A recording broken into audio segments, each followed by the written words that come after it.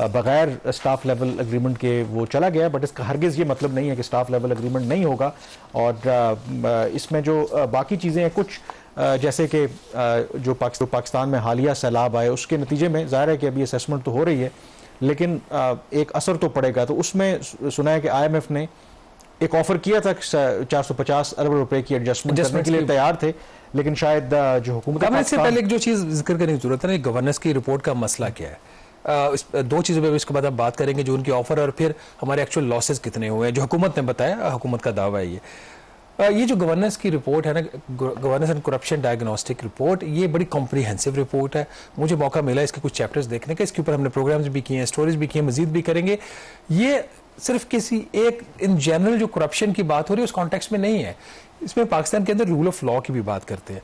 हमने बड़े डिटेल में डिस्कस किया था कि जजेस की जो इंटेग्रिटी है उसका जजेस का जो कॉन्फ्लिक्ट ऑफ इंटरेस्ट है, जजेस की जो अपॉइंटमेंट है, अब ये बड़े अहम इश्यूज हैं, उसके हवाले से में बड़ी डिटेल डिस्कशन भी और रिकमेंडेशंस भी हैं। इसी तरीके से जो पॉलिटिकली एक्सपोज पर्संस हैं, जिसमें जो पाकिस्तान के पब्लिक ऑफिस होल्डर्स होते हैं, उनका कॉन्फ्लिक्ट ऑफ इंटरेस्ट, उनके जो उनकी माली उनकी जो मामलात हैं उसके हवाले से है। फिर जो कमर्शियल कॉन्ट्रैक्ट्स के हैं हुकूमत के, उनकी कितनी अफादियत है, कोई जो कमर्शियल डिस्प्यूट्स होते हैं उसके हवाले से क्या बात है।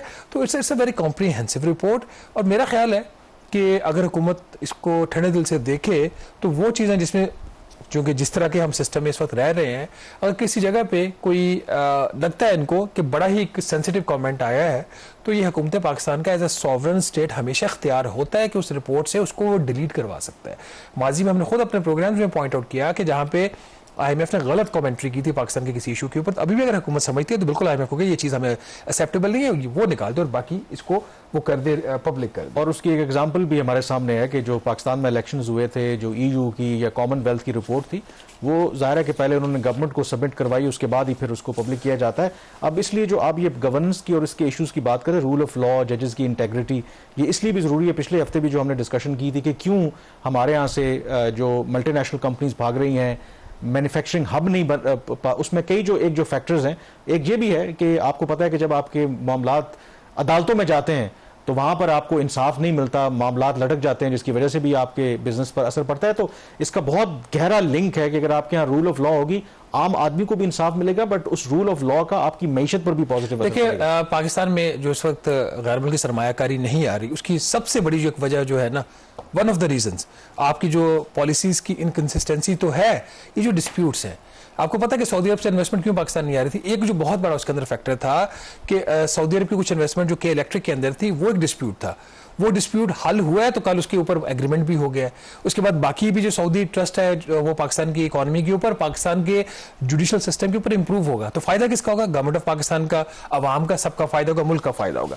आपने लॉसेस की बात की, लॉसेस के हवाले से भी अब देखें, IMF ने तो इनको ऑफर किया था कि 450 बिलियन की हम आपको एडजस्टमेंट जो है कामरान वो करके देने के लिए तैयार थे। अब 4.5, लेकिन वो इजाफी स्पेस नहीं दे रहे। अगर 1000 अरब का फॉर एग्जांपल आपका बजट है तो वो कह रहे 1000 के अंदर में से पैसा निकाल के आप यूज कर लो, जो आपके लॉसेज हैं हम आपको मजीद इसमें रिलैक्सेशन नहीं देंगे। जो उन्होंने मय्यज प्रपोज किए थे वो ये थे कि इनका ख्याल है कि 744 अरब का हुकूमत पाकिस्तान का ख्याल है लॉसेज है, बट वो कितने हैं उनका, वो कोई 583 अरब के कह रहे हैं। ये इकोनॉमिक लॉसेज है, डायरेक्ट एंड इनडायरेक्ट। उससे पहले जो चीज़ इंपॉर्टेंट है कि अगर ये हो गए हैं तो इसको एडजस्ट कहाँ करेंगे? IMF ने इनको ये रिकमेंड किया है कि जो पब्लिक सेक्टर डेवलपमेंट प्रोग्राम इस साल का 1000 अरब रुपए का, उसमें से 300 अरब रुपया काट दें, आप उसको 700 अरब रुपए पे कर दें। यहाँ से जो 300 अरब की सेविंग आप उसको उधर डाइवर्ट कर दें। दूसरा, उन्होंने इसके अलावा एक और जो चीज़ जो मेरा ख्याल IMF का पॉइंट वैलिड भी है कि 389 बिलियन का एक इमरजेंसी स्पेंडिंग का पूल बजट पड़ा हुआ, और ये रखवाया ही IMF ने इसलिए था कि अगर कोई इमरजेंसी आ जाती, नेशनल क्लाइमेटी आ जाती है तो बजट पे इफेक्ट ना आए। वो 389 बिलियन है, IMF का ये ख्याल है कि उसमें से तकरीबन 150 अरब रुपया हुकूमत वहां से निकाले और निकाल के खर्च करे जहां पे जरूरत है। पंजाब सबसे ज्यादा अफेक्टेड है, और पंजाब को कैसे कॉम्पनसेशन किया जा रहा है इसके हवाले से बात करेंगे हम छोटी सी ब्रेक के बाद।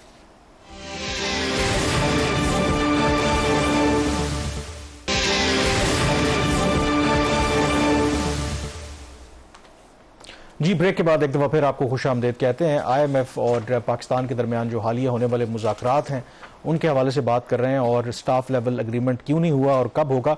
ब्रेक से पहले जैसे आप जिक्र कर रहे थे कि एक इशू जो फ्लड के हवाले से असेसमेंट करना है, उस पर अभी वर्क इन प्रोग्रेस है, और पंजाब सबसे ज़्यादा मुतासर हुआ है। तो इसके हवाले से डू यू थिंक कि दोनों जो पार्टियां हैं किसी एक नतीजे पे पहुंच जाएंगी और चीजें आगे देखिए, इसमें थोड़ी सी कोताही हुकूमत पाकिस्तान की, IMF को ब्लेम नहीं किया जा सकता।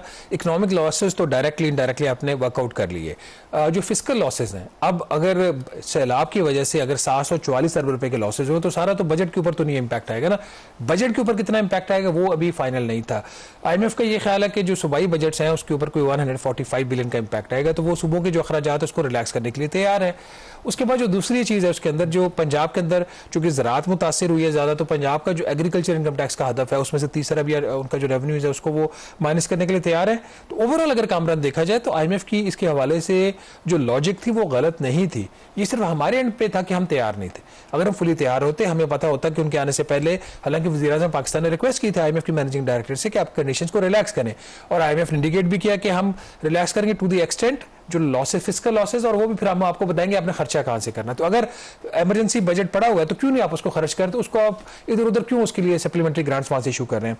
जो 744 अरब के कामयाब नुकसान हुए, इसमें सबसे ज्यादा जो नुकसान पंजाब के अंदर है 632 अरब रुपए का। नेचुरली जितना वहां पे तीनों दरियाओं ने तबाही मचाई। खैबर पख्तूनख्वा में ये 51 अरब है, सिंध में 32 अरब है, गिलगित बल्तिस्तान में ये कोई तकरीबन 13 अरब रुपया, आज़ाद जम्मू एंड कश्मीर में 9 अरब और बलूचिस्तान में 7 अरब। तो ये टोटल लॉसेज हैं इसके। और इसके अंदर जो सबसे ज़्यादा मुतासिर हुई हैं फसलें वो आपको पता है कि पंजाब के अंदर ही हैं। हमारी कैश क्रॉप है जिसमें कॉटन का जो रकबा है, जो फसल है कॉटन की 13% मुतासिर हुई है। और इसके अलावा जो कॉटन चावल है, सॉरी कॉटन का थोड़ा सा लॉस ज़्यादा है। चावल का जो लॉस है वो 13% है, गन्ने की फसल का 4% है और मकई की फसल का भी 13% है। तो ओवरऑल जो इकोनॉमिक ग्रोथ रेट है इस साल का जो 4.2% का हदफ था, इनका हुकूमत का ये ख्याल है कि 4.2 की बजाय 3.5% ग्रोथ रेट होगी। लेकिन वर्ल्ड बैंक इसी हफ्ते रिपोर्ट आई है, वर्ल्ड बैंक ने 2.6% ग्रोथ रेट का है। लेकिन ग्रोथ के ऊपर हम बात करेंगे कल के प्रोग्राम में, जो जिस तरह के नंबर्स इन्होंने दिए हैं। आखिर में देखें, अब एक जो चीज़ एडवांटेज हमें है कि जो बेशक IMF के प्रोग्राम में है, लेकिन माजी के मुकाबले में कोई ऐसी इमरजेंसी नहीं है, क्योंकि हमारी जो फॉरेन रिजर्व्स की कंपैरेटिवली पोजीशन बेहतर है, रिलेटिव आपके यहाँ स्टेबिलिटी है, तो यू कैन बाय टाइम। तो ओवरऑल अगर आप इस सिचुएशन को देखें तो थोड़ा सा देर हो सकती है, but eventually staff level agreement भी हो जाएगा, एग्जीक्यूटिव बोर्ड अप्रूव भी कर देगा और अगली किस्त में जारी भी हो जाएगी। देखिए, ये बहुत ज़्यादा डिपेंड करेगा कि जो गवर्नेंस एंड करप्शन डायग्नोस्टिक की जो रिपोर्ट है हम कब पब्लिश करते हैं। हम उसके अंदर एक हद से ज़्यादा ताख़ीर नहीं कर सकते। वर्ल्ड बैंक की और IMF की जो एनुअल मीटिंग्स हैं वो इसी हफ्ते नेक्स्ट वीक से स्टार्ट हो रही हैं। उसके बाद उनके इसी में उनका पूरा ये महीना गुजर जाना है अक्टूबर का। मिड ऑफ नवंबर तक अगर पाकिस्तान अपने तमाम मामला चीज़ें तय करके, स्टाफ लेवल एग्रीमेंट करके और कोई प्रायर एक्शन अगर तय होता है उस पर अमल दरामद करके जो डॉक्यूमेंट्स IMF को भेज देता है 15 नवंबर तक, तो फिर आपका मिड ऑफ दिसंबर तक आपका जो अगला जो बोर्ड है वो आपसे अप्रूवल मिल जाएगा। फिर उसके बाद आपको पता है वहाँ पे एनुअल वेकेशंस आ जाती हैं, विंटर की और एंड ईयर की। फिर उसके बाद आपका अगला रिव्यू मुतासर नहीं होगा। टाइमिंग बड़ी मैटर करती है। अगर हो भी जाए और आप ताख़ीर किए जा रहे हो अननेसेसरी, अभी तो हम बता रहे हैं कि ये 4 इशूज़ हैं, तो अगर इस पर कोई चीज़ फंस जाती है तो फिर मार्केट भी इस पर रिएक्ट करती है। तो हमारी जो एक स्टेबिलिटी है ना, बहुत इनिशियल स्टेज के ऊपर इकोनॉमी की, हमने इसको सर्वाइव करवाना है, स्टेबिलिटी को रिटेन करना है, इसको खराब नहीं करना। और गैर जरूरी जो फिर स्पेकुलेशन है उसको अवॉइड करना चाहिए। अगर एक डील जल्दी क्लोज हो सकती है तो उसको आप क्यों नहीं जल्दी क्लोज करना चाहते, करना चाहिए। प्रोग्राम द रिव्यू से इतना ही। कामरान यूसुफ और शहबाज राना को इजाजत दीजिए। अल्लाह हाफिज।